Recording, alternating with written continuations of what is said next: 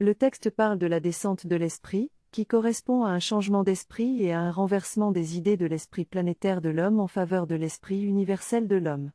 L'infusion de l'énergie universelle dans l'esprit de l'homme libère ce dernier des effets psychologiques subjectifs créés dans son mental par des intelligences qui n'ont plus d'esprit mais qui ne sont que mémoire. Une intelligence qui ne possède plus d'esprit ne peut plus reconnaître la différence entre elle-même et sa mémoire.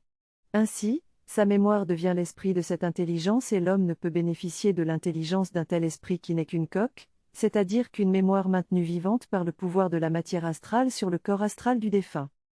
L'élévation de l'esprit de l'homme l'introduit à une condition mentale qui correspond à un taux vibratoire qui ne dépend plus des forces astrales, c'est-à-dire de ces forces qui n'ont plus d'esprit, autrement dit, d'intelligence.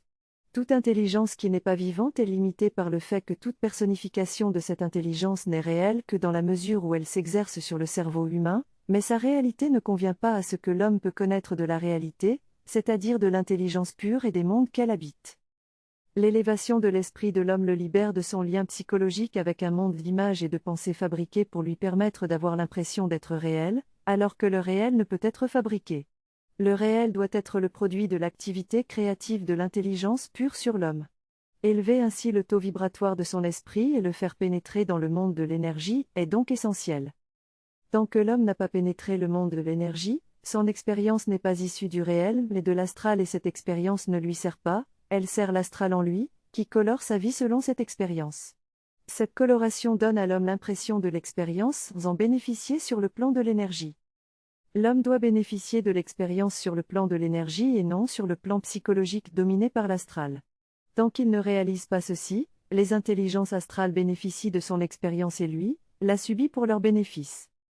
Lorsque le taux vibratoire de l'homme a été élevé au-delà du taux de sa conscience astralisée et astralisante, l'expérience n'est plus nécessaire pour lui psychologiquement. Elle n'a de valeur qu'en termes de l'énergie qu'elle apporte à sa conscience vibratoire. L'élévation du taux vibratoire de la conscience humaine devient de plus en plus élevée avec le temps, c'est-à-dire que le temps où les événements et la façon dont l'homme réagit à ces événements dans sa vie quotidienne peuvent avoir un impact significatif sur cette élévation. Par conséquent, il est important de cultiver des pensées positives, des émotions élevées et des comportements altruistes pour élever continuellement notre taux vibratoire et contribuer à l'élévation collective de la conscience humaine. Le texte traite de l'importance de l'élévation de l'esprit chez l'homme pour atteindre l'immortalité et développer une nouvelle race terrestre. L'auteur affirme que la mémoire est destructrice pour l'intelligence réelle de l'homme et que la voie vers l'élévation de l'esprit passe par la diminution du pouvoir des sens sur l'intelligence de l'homme. Selon lui, l'élévation de l'esprit comprend 3 phases majeures chez l'homme, à savoir la prise de conscience, le développement de la communication télépathique mentale et la fusion de l'homme avec l'intelligence de la Voie lactée. L'auteur met l'accent sur l'importance du psychisme créatif et dynamique pour que l'homme puisse redécouvrir son pouvoir sur la matière et comprendre les lois de la vie matérielle et psychique qui la soudent. Il insiste sur le fait que l'élévation de l'esprit est un phénomène psychique, essentiel pour que l'homme puisse retourner au monde des intelligences qui soudent la matière de la Voie lactée et développer une nouvelle race terrestre jamais plus limitée par le monde des sens et jamais plus influencée par le monde de la mort.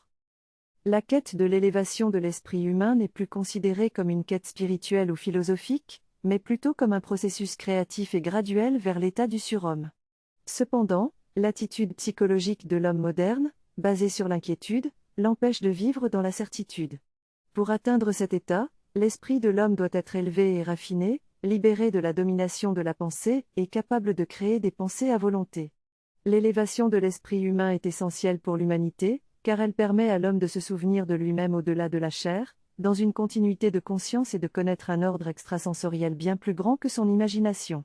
Pour atteindre cette élévation, l'homme doit être initié à des connaissances et des compréhensions qu'il n'a jamais pu comprendre auparavant, détruisant ainsi les plans d'influence astrale terrestre qui l'ont toujours maintenu prisonnier. Le premier signe avant-coureur de cette élévation sera manifesté par une intelligence personnelle et universelle, capable de sortir du labyrinthe de la subjectivité et de la crainte de la pensée pour